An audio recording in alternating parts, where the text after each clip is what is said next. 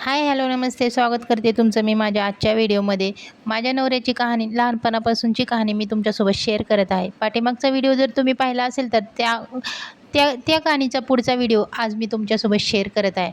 तर सगळ्या मुलांची असं वाटणी झाल्यासारखी झाली. माझ्या बहिणीला आहे ती माझ्या मावशीने घेतली, कारण तिला 4 मुलं होती, मुलगी नव्हती म्हणून तिने तिला घेतली.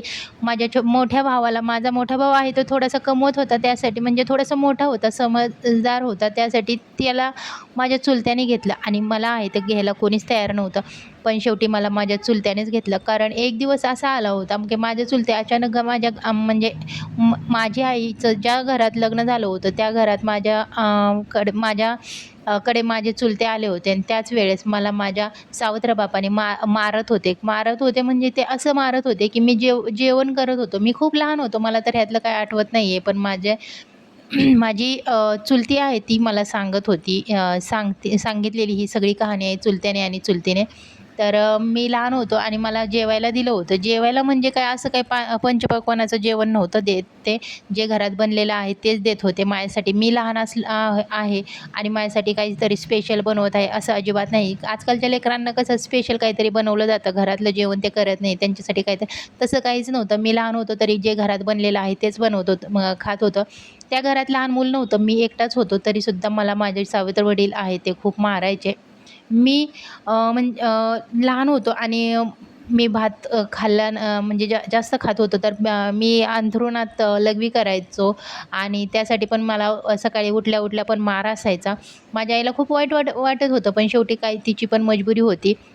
कारण पुढं तिने तर सगळं म्हणजे भल्यासाठीच केलं होतं, की माझ्या लेकरांना एका बापाचं प्रेम भेटेल आणि माझी लेकरं उपाशी मरणार नाहीत, या आशेने तर तिने लग्न केलं होतं. पण सगळं काय ते उलटंच झालं. मी जेवण करत होतो आणि जेवणाच्या ताटावरतीच माझ्या सावत्र बापाने मला असं मारलं होतं, की म्हणजे माझ्या तोंडात एक घास होता आणि असा गालावरती म्हणजे जोरात बुक्की मारली होती. तर तो घास आहे तो उडून असा म्हणजे एकदम बाहेर पडला होता आणि माझा म्हणजे तोंड असं एकदम असं भरभर सुजायला लागलं होतं, असं माझे चुलते म्हणतात. आणि हे एक अगदी खरं आहे, कारण माझे सावत्र वडील आहेत ते अजूनही जिवंत आहेत आणि ते माझ्या समोरच आहेत. पण मला अजिबात त्यांची आता दयामाया अजिबात येत नाही, कारण जे माझ्या चुलत्यांनी मला सांगितलं. आणि फक्त माझ्या चुलत्यांवरच माझा विश्वास नाही, शेजारी पाजाऱ्यांनी पण मला भरपूर काही सांगितलेलं आहे.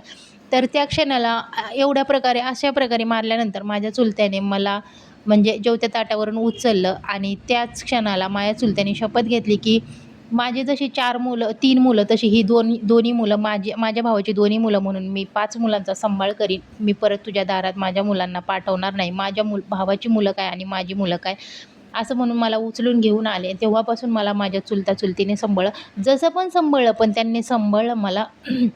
म्हणजे असं नाही की मला त्यांनी उपाशी मारलं, हाणमार केली, अजिबात नाही आहे. मला म्हणजे कशाची कमी भासून दिलं नाही. म्हणजे जेव्हा त्यांच्या मुलांना जे होतं ते मला होतं.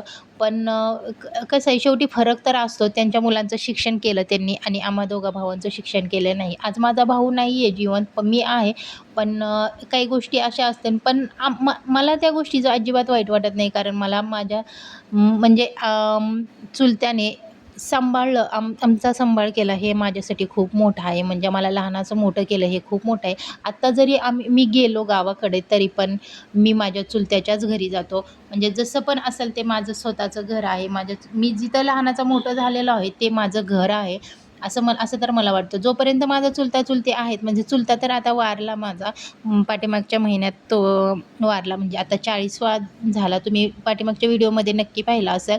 तर चुलते तर वारले, पण माझी चुलती म्हणजे जिला मी आई म्हणतो ती अजून आहे. जोपर्यंत ती आहे तोपर्यंत मी तिथेच जाणार. आणि मला जे चुलत्याची जी 3 मुलं आहेत ते सुद्धा मला म्हणजे म्हणजे मला 4था भाव त्यांनी पकडलेला आहे. त्यासाठी मी पण त्यांना अंतर दिलेलं नाही. तर असा होता माझा आजचा व्हिडिओ. तुम्हाला माझी पुढची कहाणी ऐकायची असेल तर माझ्या चॅनलला सबस्क्राईब करून ठेवा. माझी पूर्ण कहाणी तुम्ही शेवटपर्यंत नक्की ऐका. कारण एक पार्ट करून मी तुम्हाला माझी कहाणी आहे ते सांगत आहे. आज माझं लग्न पण झालेलं आहे. मला एक मुलगी आहे. माझी सोन्यासारखी बायको पण आहे. तर